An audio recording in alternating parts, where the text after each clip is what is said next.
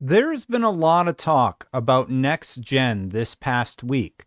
We got details from Valve about the Steam machine and how much it's going to be priced.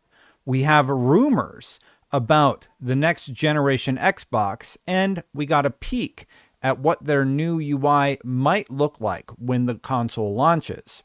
Separately, PlayStation is making updates and making a lot of money via their PC releases in a big way. We're going to go over all of that in and more right here, right now. Let's get started.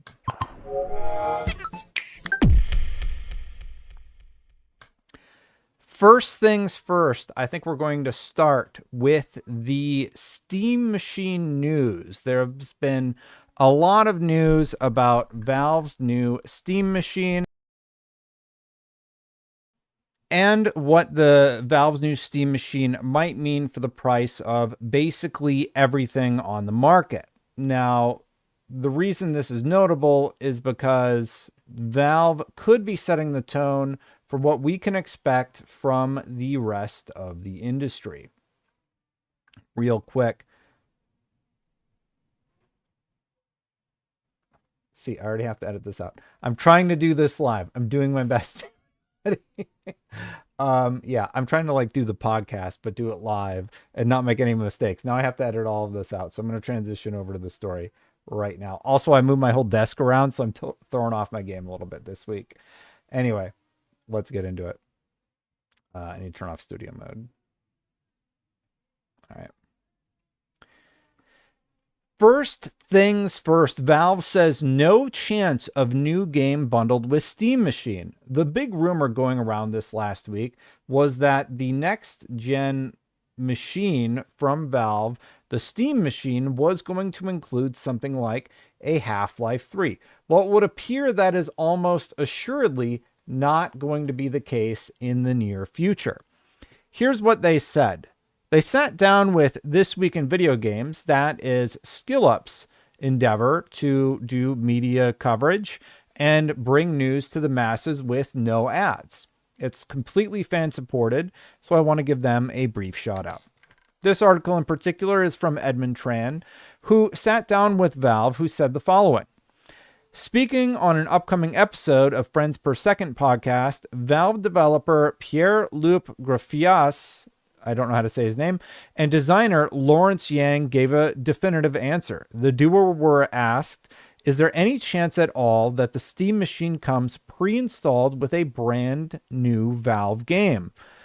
They responded with a definitive no. So I suppose we can squash any sort of rumors of Half-Life 3 coming at the Game Awards this year, or Half-Life 3 potentially being a part of the next generation Steam box and really driving sales for next gen, driving sales away from next gen consumers. So no, Half-Life 3 is not going to launch with the Steam box, but it could launch on some random Tuesday. Who knows what Valve is going to do? Now, one thing I did find interesting also from This Week in Video Games, Valve actually talked about their long-standing anti-cheat and how games like Destiny 2 and Battlefield that use anti-cheat can't really leverage the handheld, and you need to install Windows to access bonuses like that. Well, real quick, you didn't, Destin, put it on the video editor? What did I do, would you? What did I do, would you? What did I do? Did I mess something up? Doing my best for the 1 o'clock. Y'all really like this 1 o'clock slot, don't you? Like, usually people show up for the 1 o'clock. We'll see how it goes.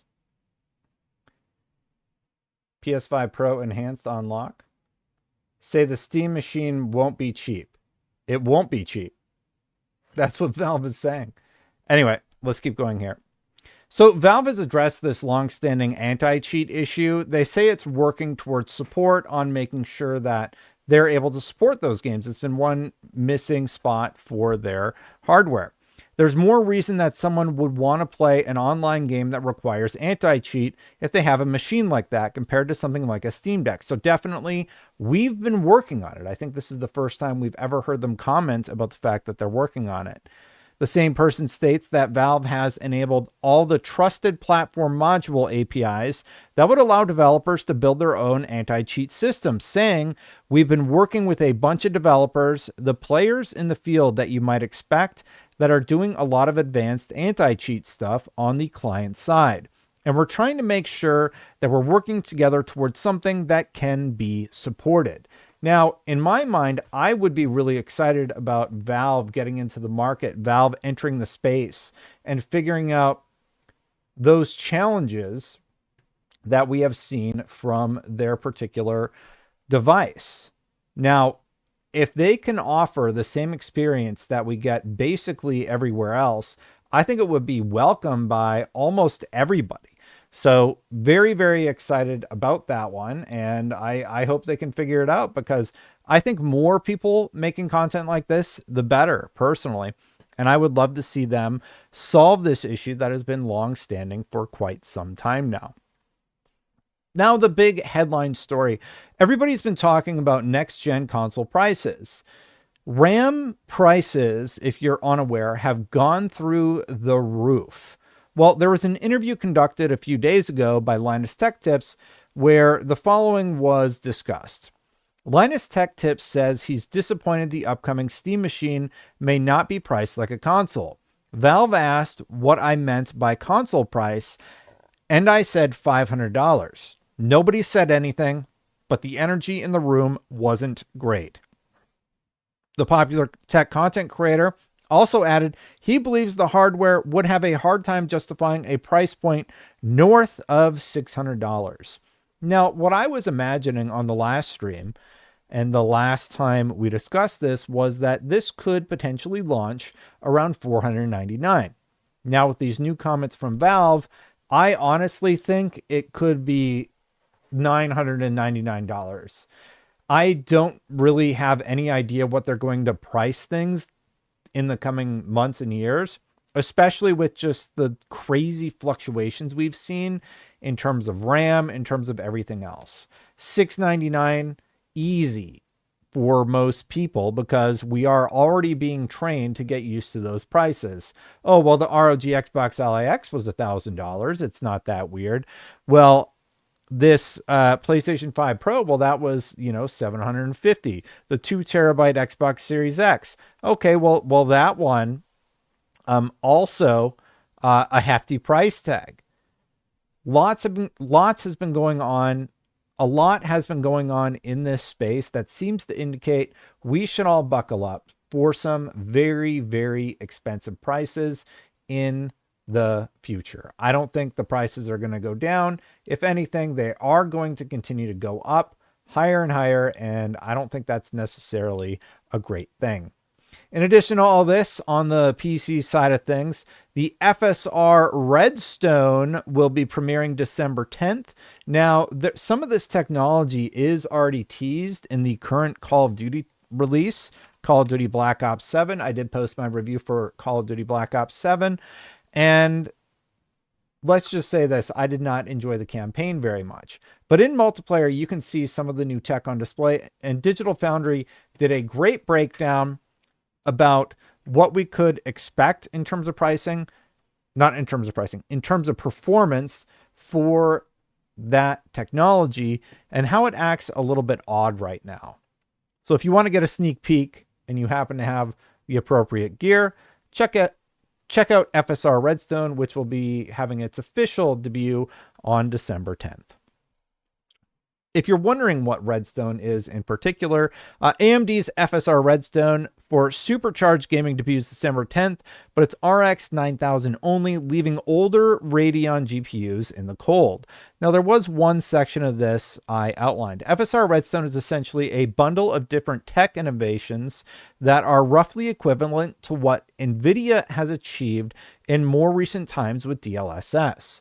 Redstone builds on FSR 4 and includes ray regeneration, which improves ray trace visuals and is equivalent to NVIDIA's ray reconstruction. There's also FSR radiance caching to improve lighting, like NVIDIA's RTX Natural Radiance Cache, and a key addition in FSR frame generation, AMD's answer to NVIDIA's multi-frame generation, which seriously boosts frame rates by generating more than one artificial frame. All of these features are AI powered. So long story short, there's a lot of tech under the hood for this new feature. But if you go check out Digital Foundry's first pass on it, they're not quite sure how to feel. So there is that going on in the PC space. And speaking of the PC space, Microsoft's new Anthropic partnership brings Claude AI models to Azure. So Microsoft, NVIDIA, and Anthropic have all teamed up. Now, if you're curious about what Anthropic is about using AI responsibly. AI will have a vast impact on the world. Anthropic is a public benefit corporation dedicated to securing its benefits and mitigating its risks. So it's them attempting to look good to the masses as they invest billions of dollars in each other. As part of these partnerships, NVIDIA is investing up to $10 billion in Anthropic, with Microsoft also investing $5 billion. That's according to The Verge. So this is just tons and tons of money from these multi-billionaires who are going to invest in AI, whether we like it or not. So that is coming in the near future. And we're going to move into Xbox adjacent coverage to talk about the Asus ROG Xbox Ally X. As well, let's just say things have been doing a little bit better than they originally anticipated. I cannot talk today. I don't know what is going on with me, you guys, but I'm seriously having a hard time just speaking. My wife did like a marathon run today, and I'm just having a hard time with it. All right, I'm going to try playback of this asset. Let's see how it goes, okay? So I'm trying to play the intro as well I go, but I think I need to build the stream a little bit differently. So this one will be a little clunky. We're going to go over to Xbox. Before I get there, here's what Q said. I told you on the last stream about this. Yes, you did. Where is he? I'm going to ban him. No, I'm just kidding. You did tell me on the last stream. I'm still hopeful that it's a lower price machine. I always hope for lower price as opposed to the higher price. Coming up next, let's talk about your wife did a marathon and you're struggling. My wife did great. I'm struggling to speak. I don't know why. Not because I ran or anything like that. I had the kids and she ran a 9-mile turkey trot. So she is a champ. She is doing amazing. And I'm very, very proud of her. She did really, really good today. And I threw rocks in the water with the kids for an hour and they had a great time. And after this stream, that's what we're going to go do. So I'm very much looking forward to that. Coming up right now, though, we are going to talk about Xbox.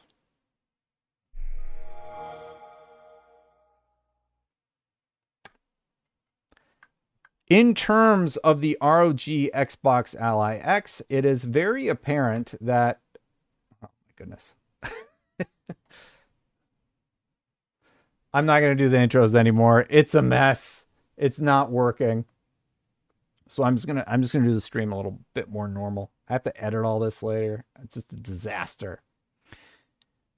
The Asus ROG Xbox Ally X demand exceeded expectations and is ramping up production to end stock shortages. I know a lot of people were questioning whether or not this would be a success. Well, it would appear that the handheld has done quite well. Even Daniel Ahmad chimed in saying, Asus said the Xbox ROG Ally X handheld has seen high demand and is in short supply. Expects to generate 3 to 5 billion 96 million to 160 million in sales from its Ally line this quarter, stabilizing at around 4 to 5 billion each quarter.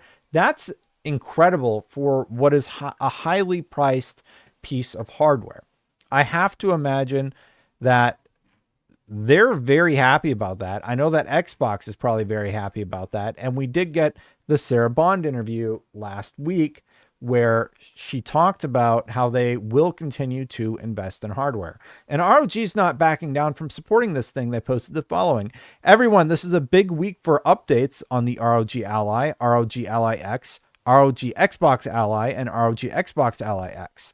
A new Armory Crate SE update is on the way, bringing expanded CPU and power controls, stability upgrades, and a series of fixes and improvements across both devices. They outlined a few of them. Most notably are the ones that I've highlighted here. They added CPU P-Core/E-Core options under performance, so you can push and pull the lever, so to speak, more easily on the device. And there was an option added to enter or exit the full screen experience using key bindings under key map/action. Now, I did put out a video very late last night where I messed around with the Xbox full screen experience. And long story short, I'm not going to go full screen, but you can go check out that video in its entirety over at youtube.com/@DestinL. And if you want to see what the Xbox app sort of looks like, it's basically this. Now, I know this is a PC interface, but all of this can be controlled with your Xbox controller. So I have an Xbox controller right here in my hand. If I wanted to, I could actually completely control this with my Xbox controller. You have your Game Pass games, you have your full library. And the reason it's interesting is because, as you can see, every single one of the games up here, except for Outer Worlds 2, is a Steam game from my Steam library.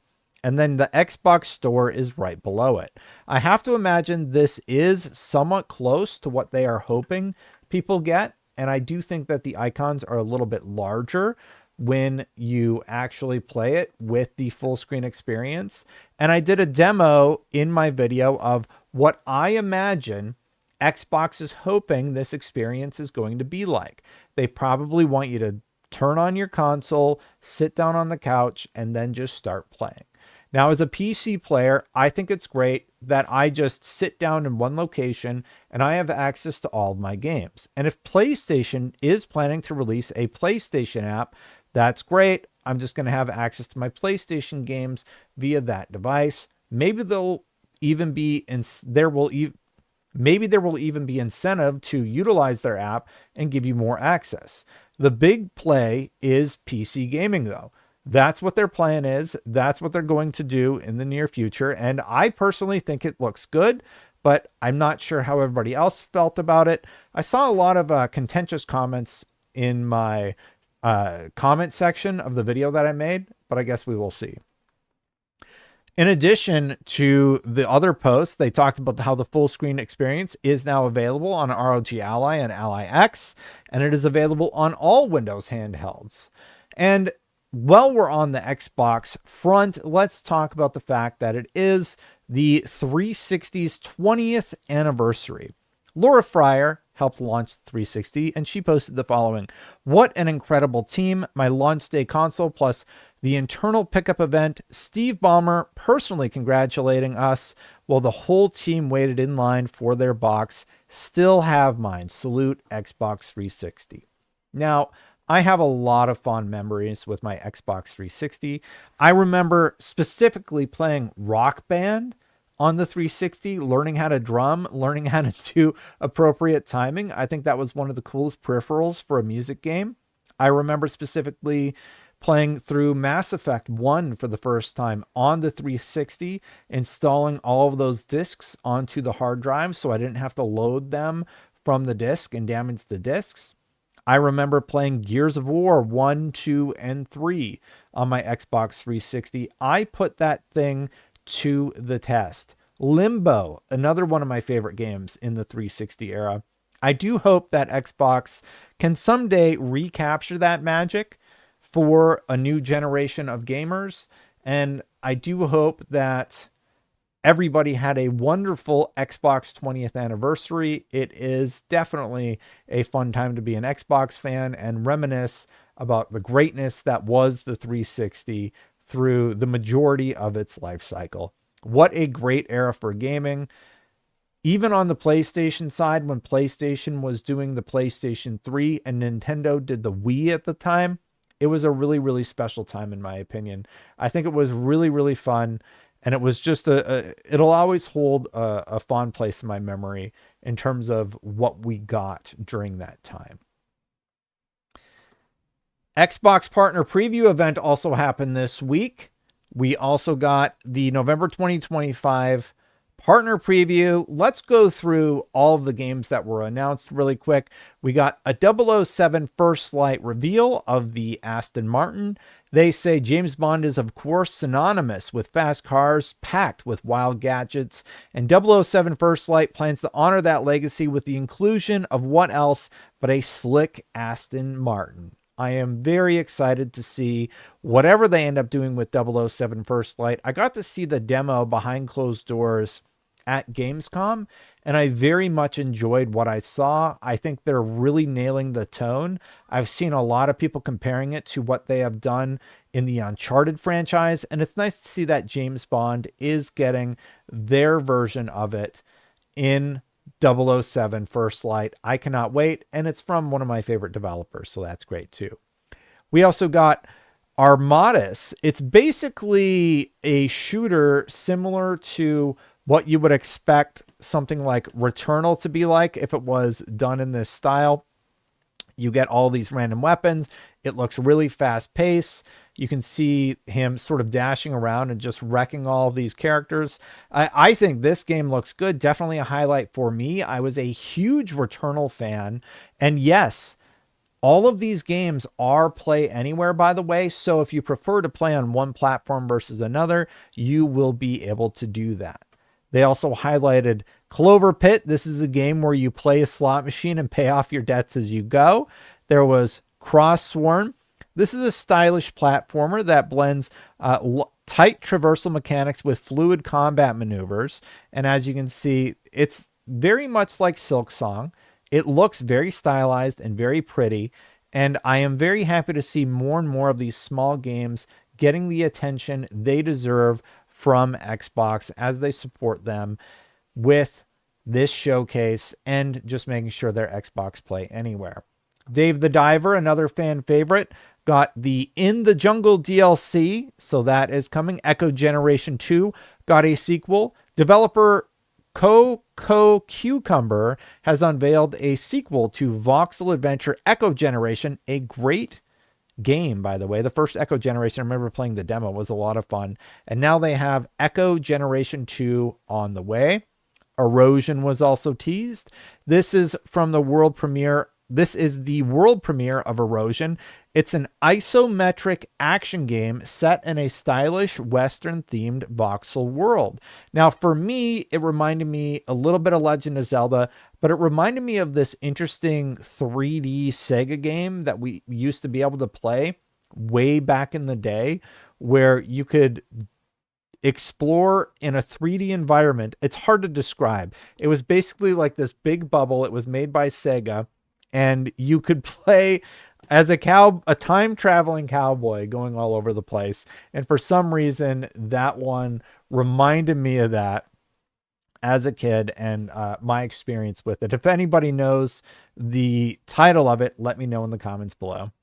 Hitman World of Assassination. The new elusive target is Eminem. Obviously a bit of a surprise here. The job sees Agent 47 tasked with hunting down none other than the alter ego of Slim Shady. So I'm all for it, but that is definitely an interesting premise that I haven't heard before. We also got a look at The Mound, Omen of Cthulhu. This is a game where you're an adventurer, but you land on an island and it's sort of infested with zombies. It was very interesting. Raji Kaliyuga. This is the official reveal trailer for Raji. And as you can see, it's sort of an interesting artistic take with fantastical worlds that you can explore. Here's what they say on the blog post. You play as Raji and her younger brother Darsh as dual protagonists that you'll control during different parts of the story. The sequel also makes bold new strides into a new genre, pivoting from the first game's isometric interpretation of ancient India. So sort of an interesting premise. Reanimal, I've seen a lot of people playing this one. Obviously, the Little Nightmares team, so you know you're going to get a good experience, especially when it comes from somebody as esteemed as that developer. It launches in February 2026 and encourages working together. Roadside Research, if you ever wanted to be an alien working undercover at a rural gas station, Roadside Research, that's what that game is. I don't really know what else to say about it. If you arouse too much suspicion, the government will show up, jeopardizing your earthly mission. It looks like great, silly fun. It absolutely does. And I think I could see a lot of people having some goofy Let's Play situations with that. Tides of Annihilation looks really good, actually. Artistically, I love the level designs and the missions. It's looking really, really nice. And I'm sort of excited to see or even get hands-on gameplay with this one. This is all in-game footage, and as you can see, they're trying to encounter a boss. They're trying to fight a boss that is in like a different world that you can't get through for some reason. Really, really interesting concept, and I would love to see more from that one. Total Chaos, everyone's been talking about this one. I've seen a lot of people playing it and just sort of discussing it. It's like this very creepy looking, scary game where you're all creeped out. I know Paris did a Let's Play for this, so go check out Paris's video. I was offered a code. I have not had time to check it out yet, but this one looks good. It's available today. It's available right now. So if you're listening to this or watching this now and you were interested in Total Chaos, you can go get it and start playing. Vampire Crawlers, the turbo wild card from Vampire Survivors, is coming in 2026. There was a trailer for that. And last but not least, there was a Zoo Punk, which is a very stylized, very cool looking zoo video game where you fight other animals, I suppose. Take control of a ragtag group of sky-faring, traditional weapon-wield anthropomorphic animals in Zoo Punk. Now, as a big fan of the Ninja Turtles, I am all for watching zoo animals fight each other. And this, I'm not kidding, this actually, it looks great. It looks really, really good. And I could imagine myself playing that game, and because it is my style of game, playing it a whole lot. That is the long and the short of what we got from the Xbox showcase. It does look kind of like Biomutant, as somebody said. Thank you, Philaroni, for calling that out. I agree. It looks a bit like Biomutant, and I am here for it. Now, Xbox does have the full screen experience. We talked about this a little bit earlier in the show, but it is available today. If you want to try it out for yourself, you can go into the Windows 11 preview experience. You got to be in Windows 11 Insider, not Xbox Insider. It's a different thing. And then you need to go into the appropriate beta branch, all linked on this article. And it is nice to see that Windows 11 users can try it. The question is, will this catch on with the mass market? You have to specifically go into build 7271.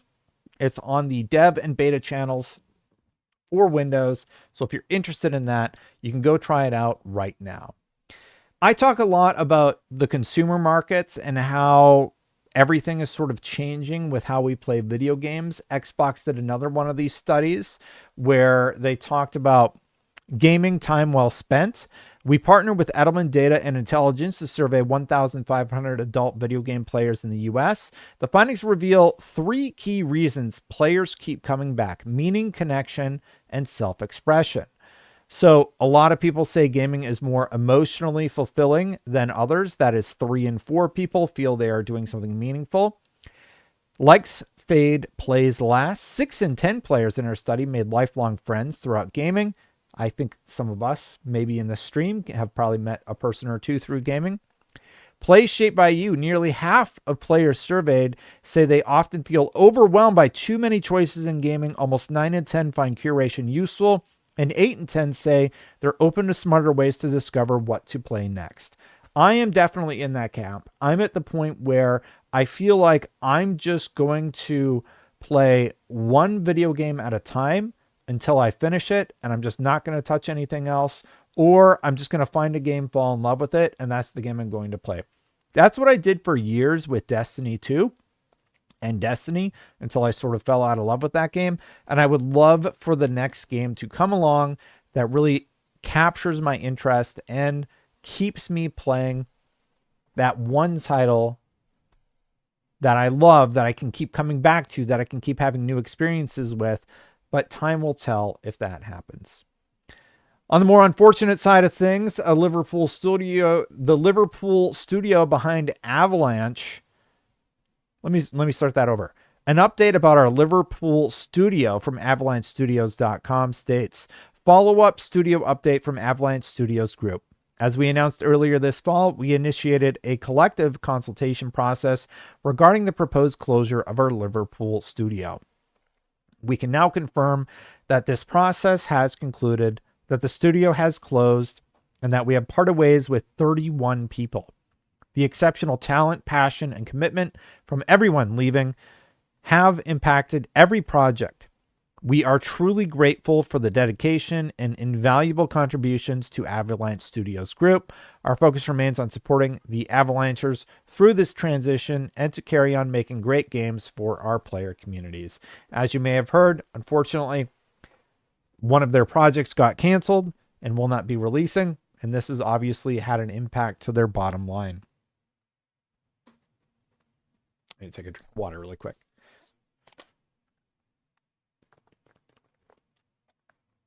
So, not great news. Not great news, especially in a market that's sort of filled full of great games right now. A little bit unfortunate to hear about closures as that one. Continuing on the unfortunate news front, Call of Duty Black Ops 7 has used some AI, and it has the attention of a U.S. congressman. A U.S. congressman is worried. The president... Oh my God, I can't talk today.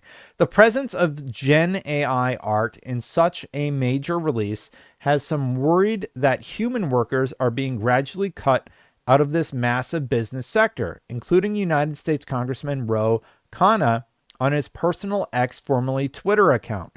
California Congressman Khanna responded to a tweet from Pirate Nation, of all people, highlighting the presence of Gen AI artwork within Black Ops 7's core assets, particularly the game's calling cards, posters, and reward icons. We need regulations that prevent companies from using AI to eliminate jobs to extract greater profits, Congressman Khanna wrote. Artists at these companies need to have a say in how AI is deployed. They should share in the profits, and there should be a tax on mass displacement. Here's my take on it. I don't think that's going to happen. I think AI is coming, and I don't really know what the world is going to do about it. It's very clearly taking over very, very quickly and being adapted and utilized very, very quickly. But I do think that there is a potential that it could create different kinds of jobs, but it is a bit of Pandora's box. A lot of good things I could see happening because of AI. And AI, by the way, it's not just taking other people's art and changing it and releasing it. I think that's what people get really, really worried about. AI is also stuff like LLMs, where you code an AI so that you could use it to search your own game engine and utilize it that way. I spoke with Dean Hall recently, who talked about how he's using LLMs to help him make his game better, but it's an LLM that they built for their own systems. So it's not always about eliminating workers. It's not always about taking other people's jobs or vibe coding or any of the negative instances that people come up with. There are a lot of instances where these developers are using AI, and it's not just a net negative. So I know that's not a popular thing to say right now. The popular thing to do is to get mad about AI, but I think there's a vast amount of there are a vast amount of tools that utilize AI in a not net negative way, and it has also been around way longer than you think about. There's AI programmed in early Halo games where you would tell the enemies that you're fighting to react in a certain way, and you would give it if-thens. I think mostly, if people are being concrete, they are concerned about generative AI. So I think that is the big concern, and time's going to tell how that ends up winding up. I don't have a super strong opinion on AI. I can see some positive uses for it, but that's the long and the short of that story. Speaking of AI usage in Call of Duty Black Ops 7, Call of Duty Black Ops 7 is not doing well. I posted my review for the campaign. It's not great. I played some multiplayer. Multiplayer's fine. It's more Call of Duty. But I do think Call of Duty Black Ops 7 is probably my least favorite Call of Duty campaign of all time. I was very, very disappointed with it. Even if the gunplay was okay, the story was so bad. It was really, really rough. Call of Duty Black Ops 7 is currently sitting at a Metacritic score of 69 based on 43 critic reviews and a user score of 1.6. 1.6. I definitely am shocked by this outcome. Somewhat shocked, I should say. Not completely shocked, just somewhat shocked. Need a drink.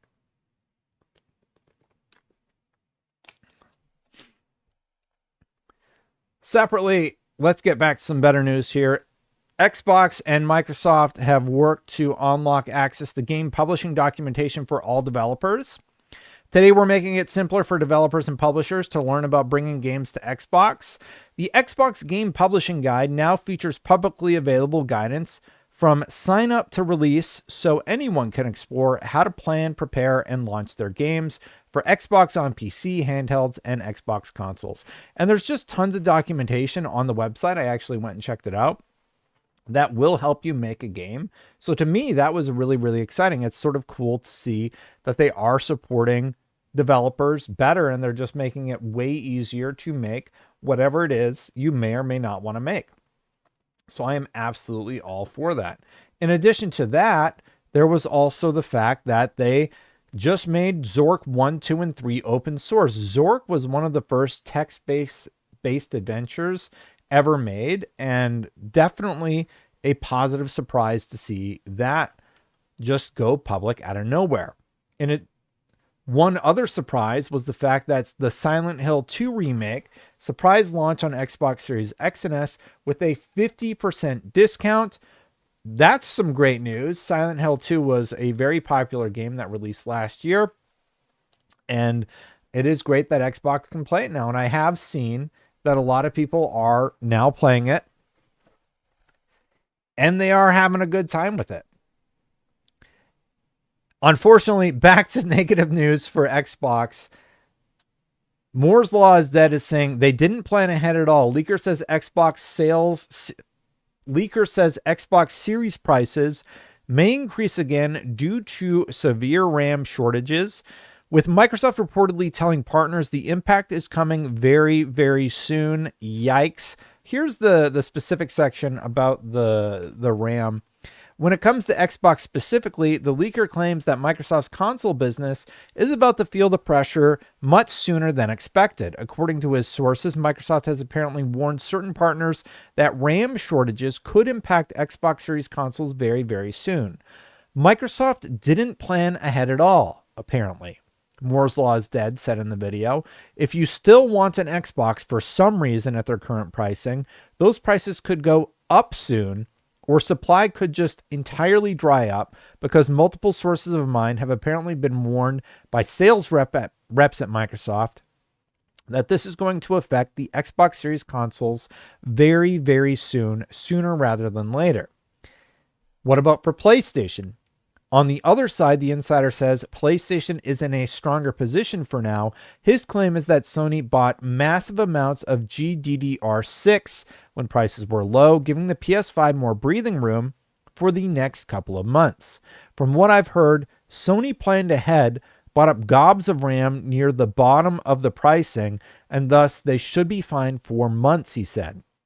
They have plenty of GDDR6. At least that's what I'm told. Prices could go up eventually. I could see that happening next year, but there is a reason Sony is cutting PlayStation 5 pricing for Black Friday. Still no word on Xbox cutting any prices. However, Sony has been really, really smart with their strategy. ever since the get-go, when it was revealed that they were potentially going to be impacted by tariffs, they said, we're looking at manufacturing in the United States. We're looking at shipping units as needed over to the United States. And it appears that that is what has transpired. They aren't just doing this as some extreme move or because sales are bad. They can afford to do it. Apparently, they are not worried about the RAM shortage, at least in the short to midterm. So, while Xbox is going to be struggling, yet again, it does seem like PlayStation is ahead of the game, and that is very unfortunate. If you've ever wanted an Xbox, I don't even know what is going on with the console market with the Xbox. I feel like they've just completely moved on to the handheld, the ROG Xbox Ally X. And like, if they're going to raise the prices again, that's kind of shocking to me, if I'm being totally honest.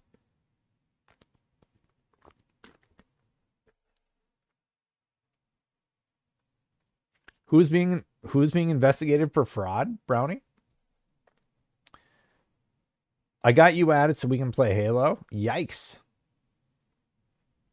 Sorry, I just glanced over at chat and I heard somebody saying that Black Ops 7 is being investigated for fraud. Activision? I did not hear anything about Activision being investigated for fraud. So, yeah.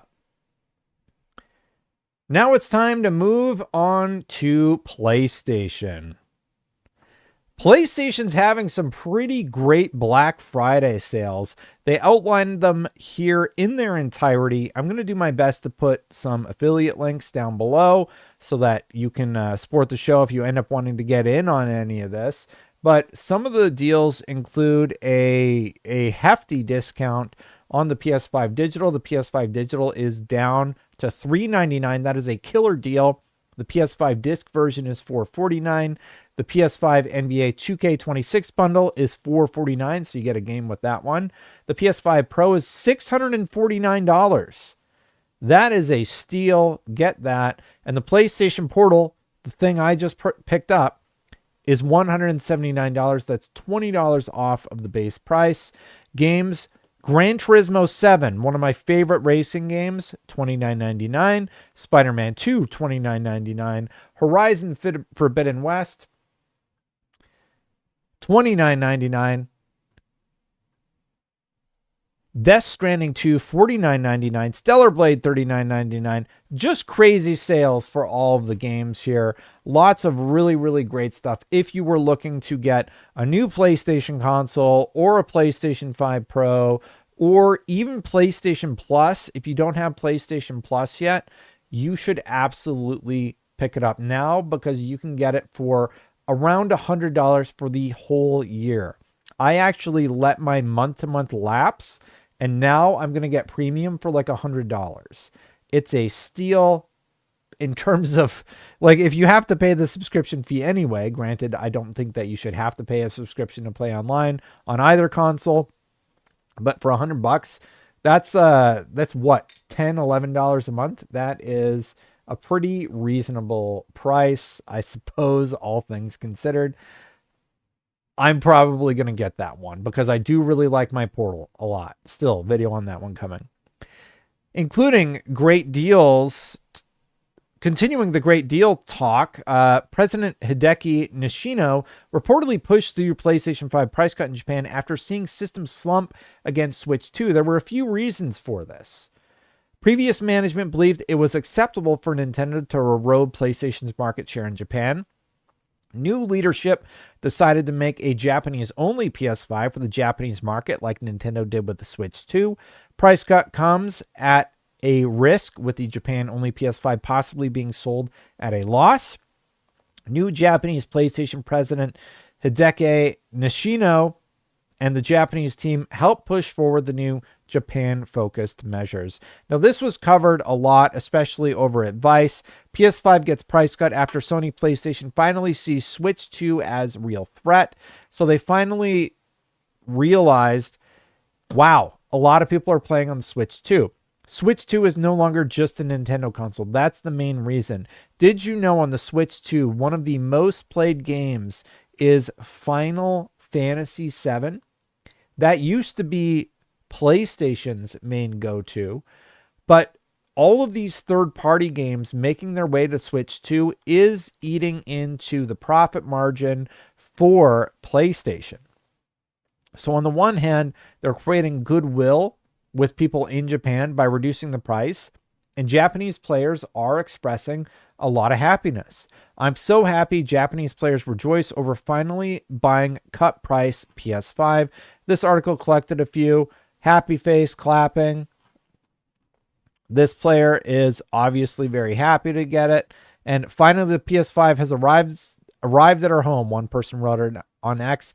I am so happy. It's really, really great to see all of these players in Japan getting their hands on the PlayStation 5. Incredibly smart move by PlayStation. And it's a really, really good deal. I think it's like $350 in the US on the lowest end. Very, very well priced for a console of that caliber. Now, a lot of people have said that PlayStation is not going to keep releasing games on PC. I vehemently disagree with that statement. So does Alina Analytics. They estimate that they have made $1.5 billion in revenue from PlayStation Studios games. The number one game, Helldivers 2, made an estimated $12.7 million. Horizon Zero Dawn, $4.5 million. God of War, $4.2 million. PlayStation isn't going anywhere in the PC market. This is absolutely insane if you think about how much it costs for them to port these games. It costs them a couple $1 million to port these. Comparatively, they are making $1 billion. It's huge. It is huge, huge, huge in terms of what they are able to garner. This is the official article. And as you can see, these releases definitely help keep their pocketbooks lined, so to speak. And it's basically free money. And you can even see here on Helldivers, this is the added bump that got them to 20 million with the Xbox sales. That's just huge. It's absolutely huge. And they're able to do this at such a low price point that I have to imagine that there's no way they're going to stop doing that in the near future. It's just huge. It's just, why would you not want money?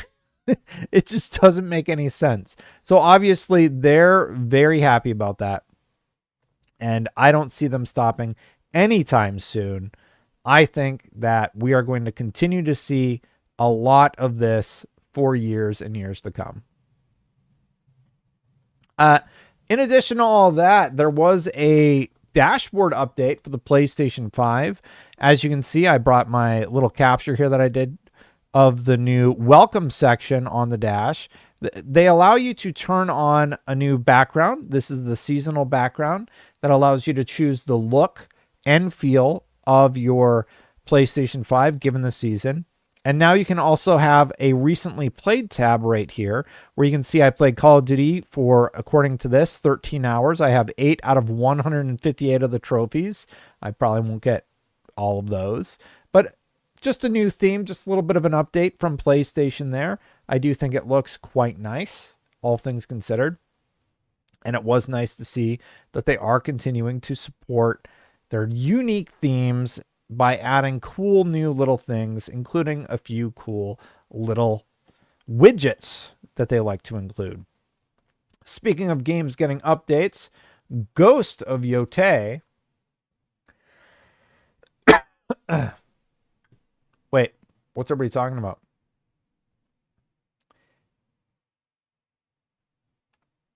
The themes and such could have been a one-day thing. Yeah, they could have been better.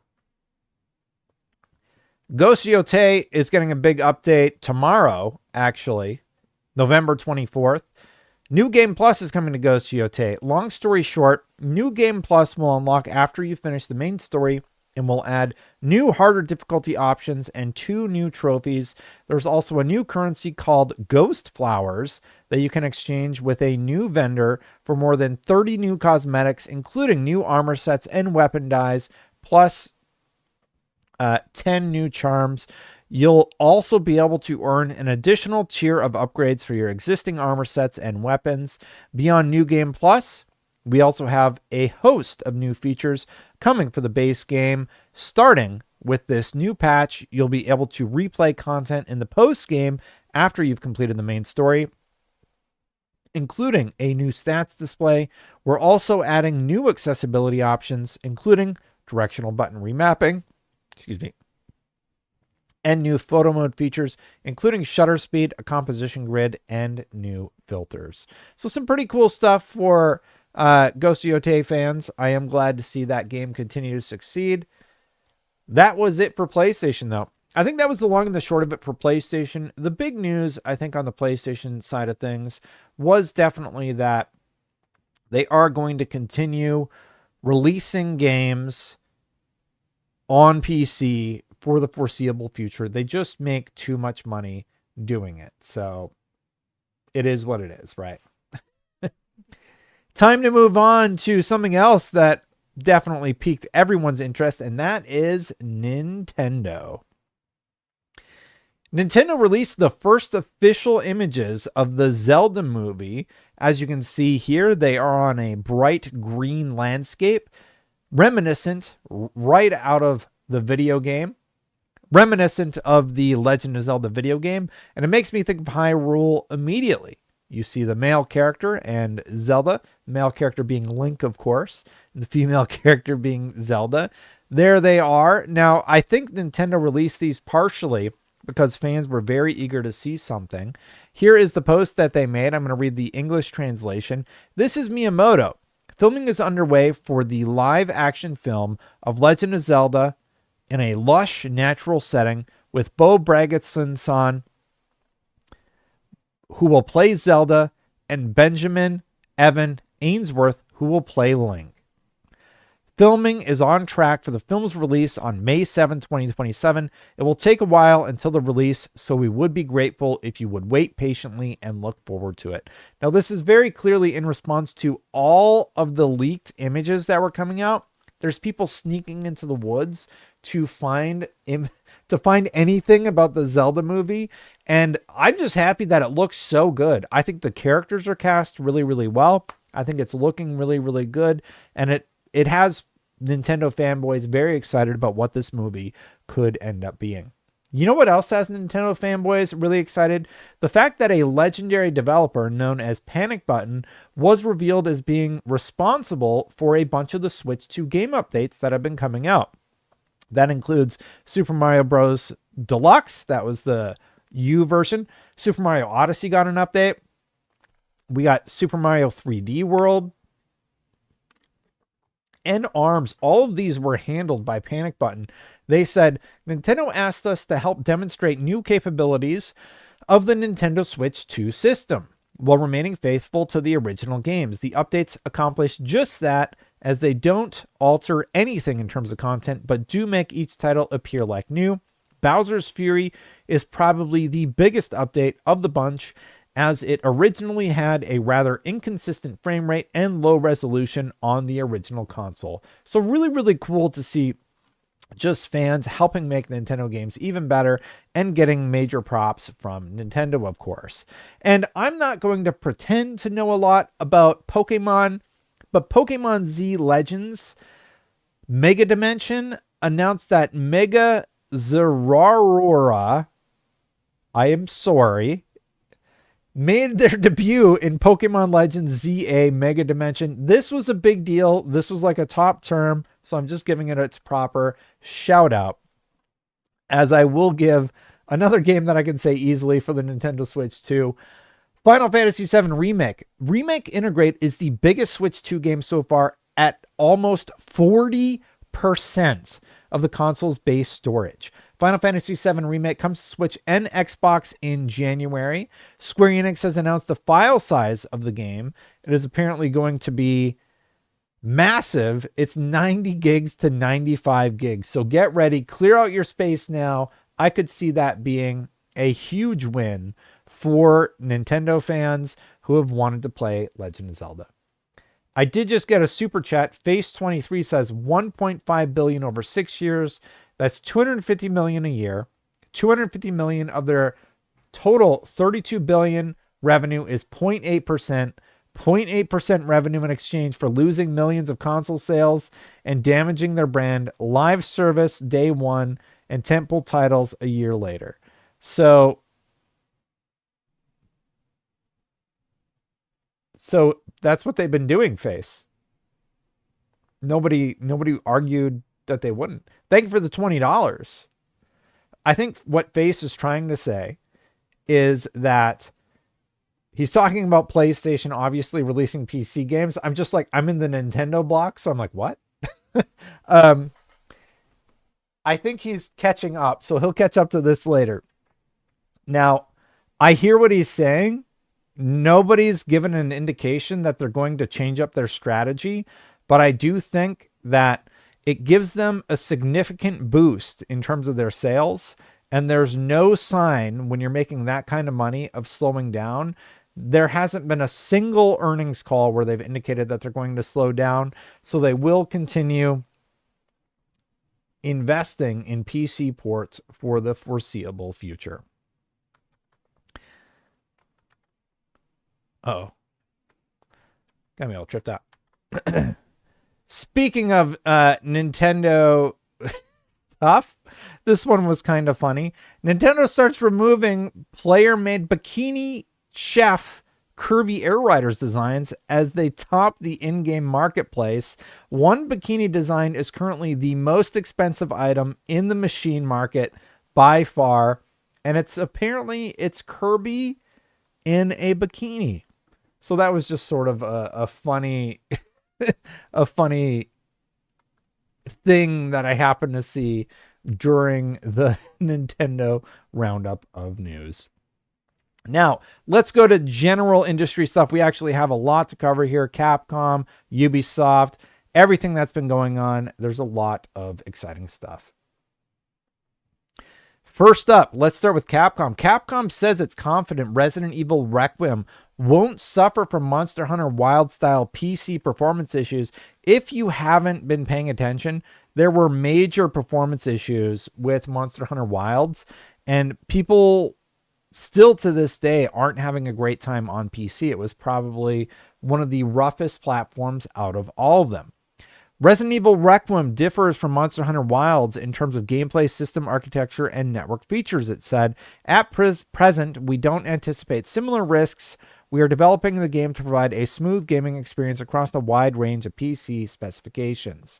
Now, if you think about how well the previous Capcom games did, there hasn't really been a lot of issues with Resident Evil games on PC, as far as I know.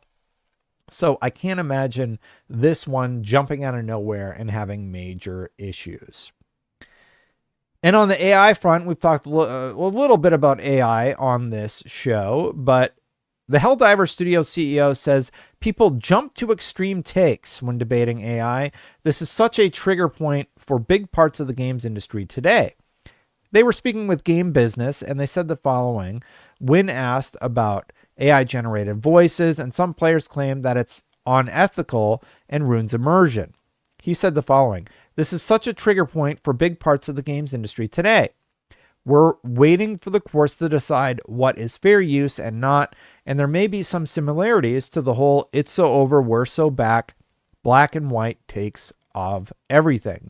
I find that anything that is an AI-related debate in the games industry ends up being on both ends of the spectrum. Either we have Square Enix executives talking about 77% being automated through QA, or we have developers who feel that their livelihood is completely on the very fabric of their being, is being threatened, and therefore all AI is bad AI. Maybe, could it be that reality is somewhere in the middle? Could it be?" And that's all that I was saying. I do think there are positive uses for AI. I think there are negative uses for AI. But I think AI is coming no matter how you feel about it. I think the Arc Raiders controversy is a good example. Those actors agreed to allow their voices to be used via AI generation for pings and such. There's a voice modulator within Arc Raiders that allows you to modulate your voice. If you're a woman and you choose to sound like a man, you can do that in Arc Raiders. If you're a man, you want to sound like a woman, you can do that in Arc Raiders. And I don't think it's as black and white as people make it out to be. There are situations that obviously are all bad, and there are situations that aren't as bad.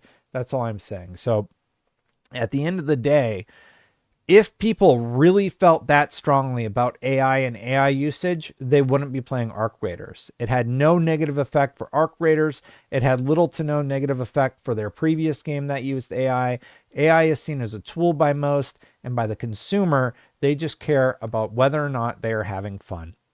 So that is happening, and it's coming whether we want it to or not. So regardless where you land on the AI conversation, it's coming. It's going to be interesting to see how things end up panning out in the near future, but I don't see it going away at all. Konami plans to further expand the Silent Hill series beyond Silent Hill 1 Remake and Townfall. Good news, if you like Silent Hill, Genki Japan is saying that you're going to get a whole lot more of you're going to get a whole lot more of Silent Hill because it is coming down the pipe. Just thought I would share that. I am interested in more Silent Hill. For me personally, I like Silent Hill 2, and I would be interested in seeing more. It's crazy to see how big remakes are. Next up, we got Ubisoft. Some big surprising things. To give you some context, this was not your normal earnings report for Ubisoft. Ubisoft delayed their earnings report, and then they announced that they were going to do it even later than the original delay. And then they came out and post their earnings, and it turns out they did better than expected. Here's the actual earnings report. And here's what they said. Yves Guillemot, Chairman and Chief Executive Officer, said the following about their performance. Well, they're 20% up year over year. They have 89% up, 30% year over year, 89% of total net bookings for digital revenue, and they're doing exceptionally well. Their key highlights included net bookings, 491 million above guidance and up 39%. They said the AC franchise overperformed, confirming its positive momentum. The Division 2 continued strong momentum with H1 bookings. Overall net bookings for the semester stood at 772 million, up 20% year on year. It's very, very surprising to see the numbers this good. Tencent's 1.16 billion investment in Vantage Studios on track to close in the coming days. All conditions precedent have been satisfied. The transaction will deleverage the group. It will also enable the acceleration of Vantage Studios' IP growth, support selected investment opportunities across the rest of the company, and facilitate ongoing reorg efforts. So all in all, Ubisoft stock may not be going up. We'll see what ends up happening with their stock. But they're saying that they are doing better.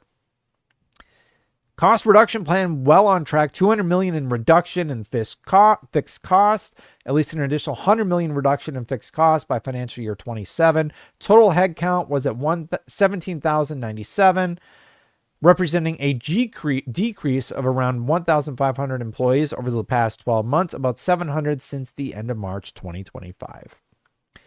Kind of crazy to see all of this happening all at the same time. I had all of these marked up, but apparently it didn't save them. So I'm trying to find the spots that I remembered highlighting before. They also finished out their deal. Yves Guillemot said, I am very pleased to announce the closing of our strategic partnership with Tencent, which now becomes a minority shareholder in our new subsidiary, Vantage Studios. Today's closing crystallizes the value of our world-class IP and marks a deleverages the group. Martin Lau said, Tencent is delighted to be building in our strong relationship with Ubisoft through its investment in the launch of Vantage Studios. So lots of really exciting stuff for Ubisoft employees, I'm sure, as they take a large amount of their company and put it somewhere else. And it looks like one of the quotes that I had pulled has now been pulled. I don't know what to do about this one. Let me see if I can fix it.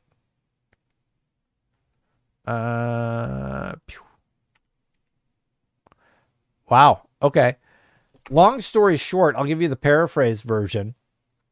Ubisoft said something along the lines of, hey, we're not selling as many games because most people only play 2 games a year. So very, very surprising to see them just come out and say, hey, we're projecting to sell less because people are playing less. Glassdoor says Sony reported 600 plus on external platforms a few months ago. Alinea has been wrong to the point people are calling them VG Charts 2.0. PC is a failure. Well, I don't know about that. There's been no indication that they're that off that I've seen. I mean, if you're talking about fans online, I have not seen anything about their PC platform failing. Shuhei Yoshida even came out and said, oh yeah, PC ports are great. So I'm going to listen to what the people at Sony are saying, including former employees who seem to say, yeah, we're going to keep doing PC ports. So you can get mad at Alinea for bad reporting. I totally understand that. But I still think they're going to do PC ports. Big shout out to Ryan McCaffrey, former colleague over at IGN. He had a huge IGN first for this game, Fate Keeper. Go check it out. It's an IGN first. Really, really cool stuff. And I'm very excited about that game. Hadn't seen anything about it before. Ryan caught a big scoop there, and it was pretty neat. Megabonk withdrew from the Game Awards. It's an honor and a dream for Megabonk to be nominated for TGA, but unfortunately, I don't think it qualifies for the category Debut Indie Game. I've made games in the past under different studio names, so Megabonk is not my debut game. I really appreciate the nomination, support, and votes, but it doesn't feel right in this category. You should vote for another one of the amazing debut titles. They are all amazing games. Thanks again. New Megabonk update coming soon. John Megabonk. Now, I think we all know that obviously, it's Notch, right? It has to be Notch. No, I'm just kidding. I have no idea who it is. I have no clue who it could be. But I am definitely happy to see Megabonk, this game that came out of nowhere, get nominated and just say, hey, we need to step aside and continue. And you need to nominate somebody else who's not me. So huge props to Megabonk. That is a massive, massive W. Glassdoor Gamer says they took off their strategic pillars. I'm a little lost as to what you're discussing, but thank you for the super chat. He must be talking about PlayStation. Oh yeah, he's talking about the earnings report. Yeah, they didn't put it on the last one, but I think they just did that on the yearly. So I guess time will tell. Sad news, Interplay co-founder Rebecca Heinemann has passed away at 62. The groundbreaking programmer and game designer, heralded as the first ever video game champion, has passed away. Yeah, this was sad news. She was 62. She helped launch Interplay, a very, very popular game studio, and is now no longer with us. Gaming adjacent news. Netflix, Comcast, and Paramount have made bids for Warner Brothers. That does include a lot of gaming IP that we all know and love. So something could be happening there in the near future. Time will tell. Speaking of video game consoles and PC releases, Take-Two's CEO Strauss Zelnick says consoles aren't going away, but gaming is moving toward PCs. I think just this story, this broadcast alone, you can see that we've got a lot of stories about Xbox doing a full screen experience. You have the Steam Deck and the Steam Machine figuring out how they're going to modernize and how they're going to do the next generation of gaming. Very interesting stuff. Yeah, so Strauss Zelnick is saying I think it's moving toward PC, and business is moving towards open rather than closed, Zelnick told CNBC's Squawk Box. But if you define console as the property, not the system, then the notion of a very rich game that you engage in for many hours that you play on a big screen, that's never going away. My take on it is I don't think the console's going away. I don't think the console will ever go away. There's always going to be a market for that. But I think whatever that ends up being is going to look very different. There are these rumors that PlayStation is working on launching their proprietary PlayStation Store. And I do have to imagine that that will have a new strategy around it. There have been job postings that they filled internally for that particular post, and just a lot of stuff going on in the market that indicates things are shifting, including the layoffs and everything else that's been happening. It's very clear that things are shifting in the gaming market. Continuing on, in terms of sales, I mean, Circana says that year-on-year total spend increased by 3%. Content spending grew by 1%. Hardware spend increased 36%, fueled by the Switch 2, new console. It helps. Battlefield 6 was the number one selling game, followed by Pokemon Legends ZA and Ghost Yote. Outer Worlds 2 debut at number 7. Good job, Outer Worlds 2. Battlefield 6 is already the best-selling game of the year. Huge W for Battlefield. Ghost Yote is now in the top 10 best-selling games of the year. PS5 console sales are down. They are further in their life cycle. It's 22% year over year.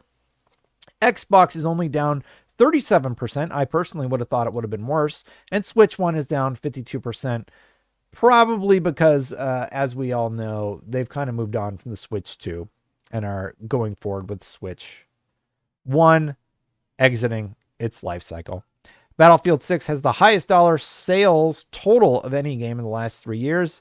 First month sales have already surpassed the lifetime total of the previous record holder. Subscription spending increased by 9% year over year. So the video game industry is clearly very healthy, at least for the most part. And we'll see what ends up happening in the coming years in terms of tariffs and RAM prices and such. Got a few more super chats. Glassdoor and Widya. Glassdoor said, Shuhei didn't want to compete with Nintendo either, but now Shuhei isn't there. Jim Ryan isn't there. Also, Zelnick has been consistently wrong. Well, thank you for the $3.58 super chat. I hear your input. I don't really have anything to say. You're just saying a bunch of people are wrong. You're not even arguing with me. Widget says, did you see the ESA report saying that 1 in 3 kids want video gaming gifts and want their parents to play with them? Aw, no, I didn't see that, but that's really heartwarming, Widget. I like that a lot. Thank you for the super chats, guys. It does make this help. It like helps, and it's appreciated. It's very appreciated. Thank you. Zelnick is wrong about his own business. Yeah, good call, Wyra. It's like, what? Yeah, I don't know about Zelnick being consistently wrong. Glassdoor, if you disagree with me, please keep donating money and telling me why you disagree with me. I will read them. I will definitely read if you keep throwing me fives or whatever 358 in US dollars is. Thank you.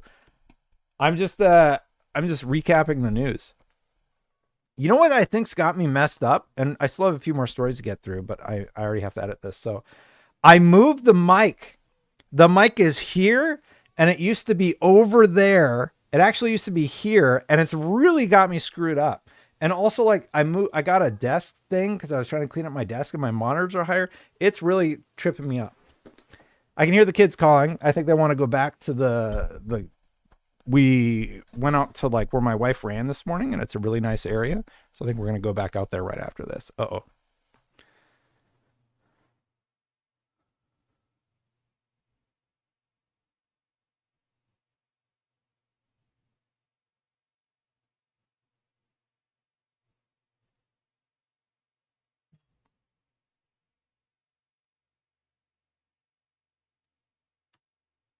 Yeah, it was all good. Sorry, 1 second. Yeah, it's fine.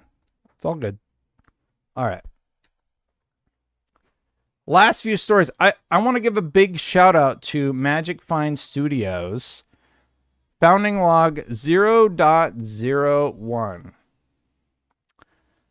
November 17th, Magic Find Studios officially announces its founding. Now, this is from Gathalion and his team, so a big shout out to the new studio that is launching. They're going to, or the following people are included: Corey Michael, key community builder and visionary creative director; Eric Barnett, 20 years in gaming; Kevin Murray, trailblazing business layer. I think I know Kevin. And Ben Bowman, I think I know him. I think I know 3 of these people, or at least knew them through Destiny. Decade plus marketing expert with award-winning innovative strategies. Magic Find Studios is an independent game development venture built around a shared belief in creating games for players with depth, discovery, and long-term value. Very, very cool stuff to see other people entering into the gaming market that you normally would not expect to see there. And I think we're going to end on a positive note. I want to give the Game Awards a big shout out. They are coming right around the corner. Game of the Year nominees include Claire Obscure Expedition 33, Death Stranding 2 on the Beach, Donkey Kong Bonanza, Hades 2, Hollow Knight Silksong, and Kingdom Come Deliverance 2. Huge W in terms of who was nominated. I definitely think they got the votes or the nominees correct. Who are you going to vote for? Let me know in the comments below. I think I know who I'm going to pick. Thanks for watching, everybody. That's all I really had time with. Expedition 33 will win. I think it'll win also. I think I'm going to go, everybody. I'm going to go back and I don't know how this stream did. I didn't look. 192. All right, thanks. Thanks, everybody, for watching. A lot of people, you know what I noticed with the stream? A lot of people watch the VOD.